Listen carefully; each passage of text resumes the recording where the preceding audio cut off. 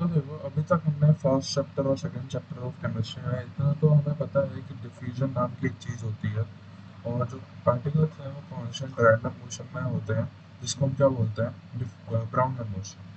अब एक क्वेश्चन आता है, देखो तुमने डिफ्यूजन गैसेस का भी देखा लिक्विड का भी देखा, ठीक है, सॉलिड्स का डिफ्यूजन होता नहीं है, ये फनी से।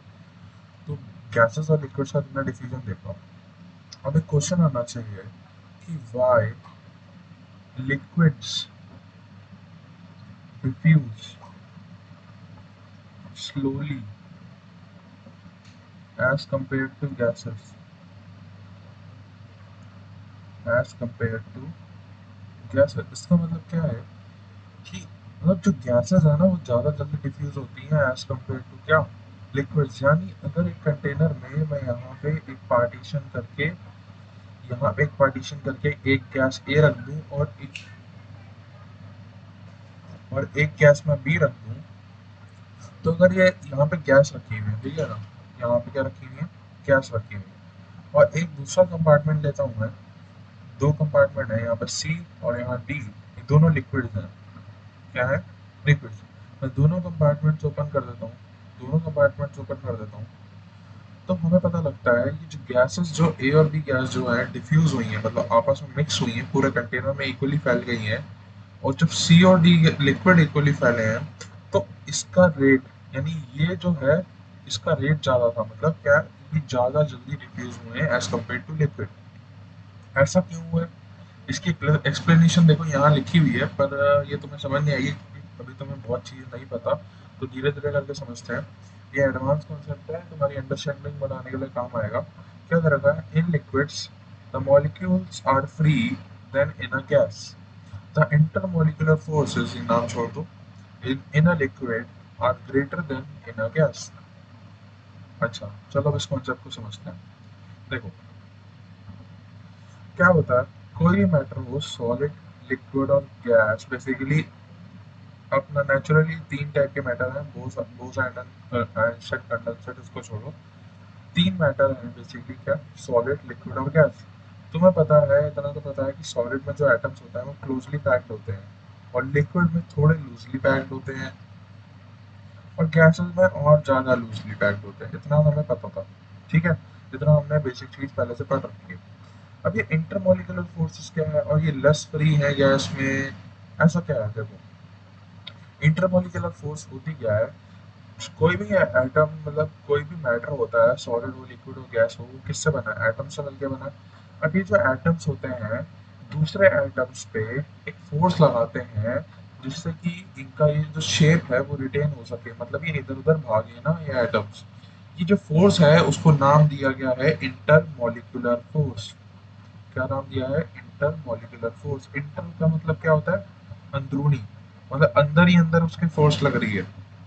ये ए मान लेता हूँ, एक ए एटम था, ये ए एटम इस पे फोर्स लगा रहा है, इस पे फोर्स लगा रहा है, इस पे लगा रहा है, इस पे लगा रहा है, इस पे लगा रहा है, इस पे लगा रहा है, इस पे लगा रहा है, और भी सब पे लगा रहा है, और ये बाकी भी इस पे लगा रहे हैं, बाकी भी लगा रहे हैं इस पे, मतलब सारे के सारे एटम्स एक दूसरे पे क्या लगा रहे हैं, फोर्स। वो क्या करके रखे हुए हैं, एक दूसरे को पकड़ के रखे हुए हैं ताकि ये स्ट्रक्चर कैसा बना रहा है, सॉलिड बना रहा है, या लिक्विड होगा तो लिक्विड बना रहा है, गैस होगा तो गैस बना रहा है, ठीक है। तो बेसिकली उसका मतलब क्या है, ये जो एटम्स हैं एक दूसरे को किसी फोर्स से पकड़ के रखे हुए हैं जिसको हमने क्या नाम दिया हुआ है, इंटरमोलिकुलर फोर्सेस। अब देखो जितने ये जो फोर्स होती है, ये जो फोर्स होती है इंटरमोलिकुलर फोर्स, जितने पार्टिकल्स पास होंगे उतनी ज्यादा फोर्स होगी। यहाँ पे अगर मैं बोलूँ ये पार्टिकल्स 2 यूनिट्स पास, 2 यूनिट्स का डिस्टेंस है इन पार्टिकल्स के बीच में, और इन पार्टिकल्स के बीच में 8 यूनिट्स का डिफरेंस है, और इन पार्टिकल्स के बीच में मैं कहूँ 6400 यूनिट्स का डिफरेंस है, किसमें फोर्स ज़्यादा होगी, इसमें ज़्यादा होगी, और इन दोनों में से इसमें ज़्यादा होगी। तो बेसिकली जितने पास होंगे पार्टिकल्स उतनी ज़्यादा फोर्स होगी। तो सॉलिड्स में देखो, सॉलिड्स में क्या होता है, बहुत कॉम्पैक्टली पैक्ड स्ट्रक्चर होता है सॉलिड्स का, बहुत ही पास पास एटम्स होते हैं, तो इनमें जो इंटरमोलिकुलर फोर्स है वो सॉलिड्स में क्या होगी, ज़्यादा। फिर किसमें ज़्यादा होगी, लिक्विड्स में, क्योंकि लिक्विड्स में होते थोड़े दूर दूर है, पर इतने भी दूर नहीं होते गैसेस के कंपेरिजन, गैसेस में तो बहुत दूर होता है। तो ये क्या है, इंटरमोलिकुलर फोर्सेस का ऑर्डर क्या है, इंटरमोलिकुलर फोर्सेस का ऑर्डर पूछूं अगर, किसमें फोर्सेस ज़्यादा हैं, सॉलिड में सबसे ज़्यादा होती हैं, फिर लिक्विड में सबसे ज़्यादा होती हैं, फिर गैस में। मतलब सॉलिड के जो एटम्स हैं वो सबसे ज़्यादा स्ट्रांगली उनको रोक के रखे हुए हैं, दूसरे एटम्स पे फोर्स लगा रहे हैं। फिर लिक्विड पे उससे कम फोर्स है, और गैसेस पे सबसे कम फोर्स है। तो वो यहाँ पे ये जो मतलब दे रखा है, the molecules are less free than in a gas, liquid molecules are less free than in a gas. इसका मतलब क्या है, देखो गैसेस के मॉलिक्यूल्स दूर दूर थे, उनमें कम फोर्स लग रही है तो वो आसानी से इधर उधर भाग सकते हैं, वो फ्री हैं। लिक्विड्स में एज कंपेयर टू गैस ज़्यादा फोर्स है, बहुत बहुत ज़्यादा फोर्स है। तो इसकी वजह से क्या हो रहा है कि इतने फ्री नहीं है, फ्री है अभी पर गैसेस के कंपैरिजन में इतने फ्री नहीं है कि कहीं भी भाग जाए। मान लो ऐसा है कल तुमने लिक्विड का मतलब पानी पड़ा हुआ है एक फ्लोर पे, तो ऐसा तो नहीं है कि ये तो पता है तुम्हें सारे पार्टिकल कांस्टेंट मोशन में होते हैं, कोई पार्टिकल इधर से उधर जा रहा है, इधर से उधर जा रहा है, इधर से उधर, ठीक है, कांस्टेंट मोशन में होता है। अब ऐसा तो नहीं है ये पानी यहाँ पे पड़ा हुआ है, तुमने एक सेकंड बाद देखा तो यहाँ का एक एटम उठ के यहाँ पे भाग गया, ऐसा तो नहीं होता ना। तो मतलब ये क्या है, एक फोर्स इनको रोक के रखी हुई है इधर उधर भागने से। पर गैसेस में ऐसा नहीं है। गैसेस में तुम एक कंटेनर लो, उसमें कोई गैस भरो, उसको ऊपर से सील कर दो, फिर क्या करो, एक रूम में आओ, उस कंटेनर को उल्टा करके यहाँ रख दो और कंटेनर को उठा दो, गैस नीचे की नीचे रहेगी, यहाँ की यहाँ रहेगी। मान लो एक इंस्टेंट पे यहीं पे भी कंटेनर की शेप में थी गैस, अगले इंस्टेंट पे क्या होगा, ये गैस पूरे उसमें फैल जाएगी। क्यों फैल गई, क्योंकि इसमें इंटरमॉलिक्यूलर फोर्सेस आपस में एटम में कम थी, एक दूसरे को कम रोक पाए। अगर यहीं पे तुम क्या डालते, सॉलिड डाल देते कंटेनर में, सॉलिड होता है यहाँ पे, तो सॉलिड का सॉलिड ही रहता है, यहाँ से कहीं भागते नहीं इसके एटम्स, क्योंकि यहाँ पे क्या है, इंटरमॉलिक्यूलर फोर्स क्या है, ज़्यादा है। अब एक और कंसेप्ट देखना, इसका तो मतलब समझ आ गया कि मतलब तो इंटरमोलिकुलर फोर्स कम है लिक्विड में और वो लेस फ्री है, तो इसलिए क्या डिफ्यूजन इधर से उधर जाने में कम होता है। डिफ्यूजन में होता क्या, बेसिकली यहाँ के पार्टिकल इधर गए और यहीं पे रहे, यहाँ के पार्टिकल इधर गए और यहीं पे रहे, मिक्स हुआ है बेसिकली। तो मिक्स होना बेसिकली एक मूवमेंट ही हो रही है एक तरीके से, अपने पार्टनर्स को छोड़ के दूसरे पार्टनर्स के साथ मिलना जा रहा है। तो वो कहाँ पे ज़्यादा इजीली होगा, गैसेस में, क्योंकि यहाँ पे क्या है, फोर्सेस कम है। अब दूसरा कॉन्सेप्ट क्या देखना है कि ये जो पार्टिकल्स होते हैं, मैंने तुम्हें बताया कांस्टेंट मोशन करते हैं, उस मोशन को क्या बोलते हैं, Brownian motion. Constant random motion जो मैंने बताया था तुम्हें, कांस्टेंट रैंडम मोशन जो बताया था तुम्हें मैंने, उसको क्या बोलते हैं, ब्राउनियन ब्राउनियन मोशन। ठीक है, कांस्टेंट रैंडम मोशन होता है। अब ये रैंडम मोशन किस किस टाइप के हो सकते हैं, ये मेरी बात सुनो। यहाँ पे एक चीज रखिए, the motion may be translatory, rotational and vibratory. इसका मतलब क्या है, ट्रांसलेटरी, ट्रांसलेटरी मतलब ट्रांसलेशन मोशन होता है बेसिकली। ट्रांसलेटरी मोशन हो सकता है पार्टिकल्स का, ट्रांसलेटरी मोशन हो सकता है पार्टिकल्स का, यानी इसका मतलब ये है कि जो पार्टिकल्स हैं वो स्ट्रेट लाइन में ट्रैवल कर सकते हैं। ये स्ट्रेट लाइन में अलग अलग पार्टिकल्स एक स्ट्रेट लाइन में ट्रैवल करेंगे, मतलब जिगली पाथ नहीं होगा, एक स्ट्रेट लाइन में ट्रैवल करेंगे, उसको बोलते हैं ट्रांसलेटरी मोशन या ट्रांसलेशन मोशन। एक स्ट्रेट लाइन में ट्रैवल करना, स्ट्रेट लाइन में ट्रैवल करना। दूसरा टाइप का मोशन होता है कौन सा, rotational motion. Rotational motion, rotational motion में क्या होता है, ये जो पार्टिकल्स होते हैं एक फिक्स पॉइंट के अबाउट रोटेट करते हैं। जैसे ये एक मान लो फिक्स पॉइंट था कोई, यहाँ पे एक एटम था, तो इसके अबाउट ही घूमे जा रहा है, घूमे जा रहा है, घूमे जा रहा है, घूमे जा रहा है, उसको बोलेंगे क्या, रोटेशनल मोशन। ये भी एक तरीके का मोशन है जो ब्राउनियन मोशन में गिना जाता है। मतलब जो हम कह रहे थे ना रैंडम मोशन में होता है, जरूरी नहीं इधर से उधर भाग ही रहे हो, स्ट्रेट लाइन में ही भाग सकते हैं, सर्कुलर मोशन भी कर सकते हैं, रोटेशनल मोशन भी कर सकते हैं। और थर्ड टाइप का मोशन होता है वाइब्रेटरी मोशन, मतलब अपनी ही जगह पे वाइब्रेट कर रहे हैं। वाइब्रेशन का मतलब तुमने समझा होगा, टू एंड फ्रो मोशन, मतलब एक एटम अगर यहाँ पे है तो वो हल्का सा खिसक के अगले इंस्टेंट पे यहाँ पे आ गया, फिर अगले इंस्टेंट पे यहाँ पे आके बेसिकली इधर उधर वाइब्रेट कर रहा है अपनी पोजीशन पे, इस पोजीशन के अबाउट इधर उधर वाइब्रेट कर रहा है। तो ऐसे टाइप का मोशन भी क्या हो गया, वाइब्रेटरी मोशन। और ऐसे टाइप का मोशन भी होता है किसमें, सारे मटेरियल्स में होता है। ठीक है, तो बेसिकली कोई भी मटेरियल उठा लो, उसमें कोई आइटम स्ट्रेट लाइन में ट्रैवल कर रहे होंगे, कोई आइटम्स रोटेशन कर रहे होंगे, कोई आइटम वाइब्रेशन कर रहे होंगे। अब क्या होता है, सॉलिड्स में देखोगे, सॉलिड्स में कॉम्पैक्ट स्ट्रक्चर होता है, एटम बहुत पास पास होते हैं, तो वाइब्रेशन करने की जगह उनको कम मिलेगी, तो वाइब्रेशन कम करेंगे। गैसेस में और लिक्विड्स में ज़्यादा जगह होती है तो वाइब्रेशन इसमें ज़्यादा होता है, और गैसेस में तो जगह का भरपूर भंडार है तो उसमें बहुत ही ज़्यादा वाइब्रेशन हो सकता है। और एक तीसरी बात एक और करनी है काइनेटिक एनर्जी के बारे में। काइनेटिक एनर्जी अगर तुम्हें नहीं पता तो देखो, काइनेटिक एनर्जी बेसिकली एक टाइप की एनर्जी है। कोई भी पार्टिकल, कोई भी एटम, कोई भी बॉल हो गया, कुछ भी है, अगर वो मूव कर रही है, अगर वो किसी स्पीड से मूव कर रही है, अगर कोई स्पीड है उसकी, उसकी किसी स्पीड से।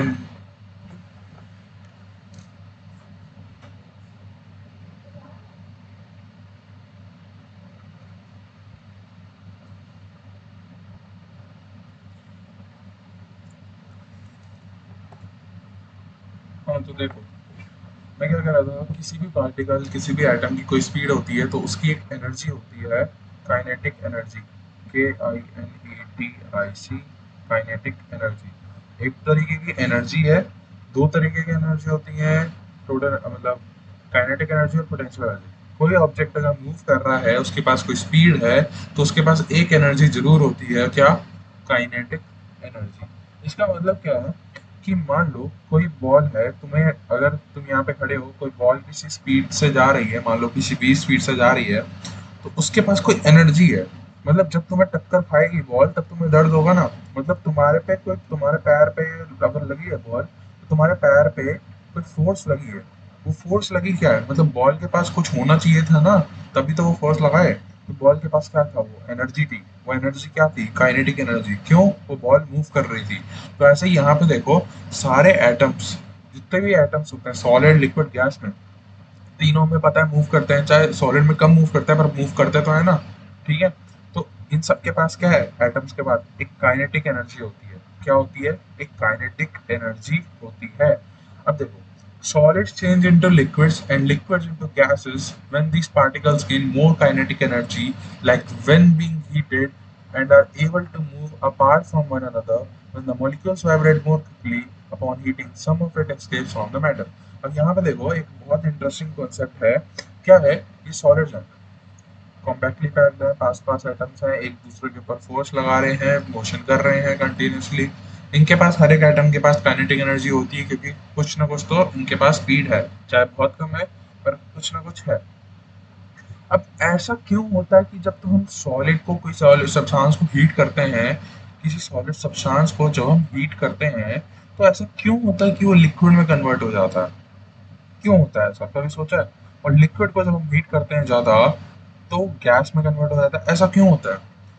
अभी देखो, हमने काइनेटिक एनर्जी वाला कंसेप्ट समझा। काइनेटिक एनर्जी में हमने क्या कहा, किसी भी ऑब्जेक्ट, कोई भी छोटा सा छोटा एटम है, उसके पास कोई स्पीड है, मूव कर रहा है, तो उसके पास एक एनर्जी होती है, काइनेटिक एनर्जी।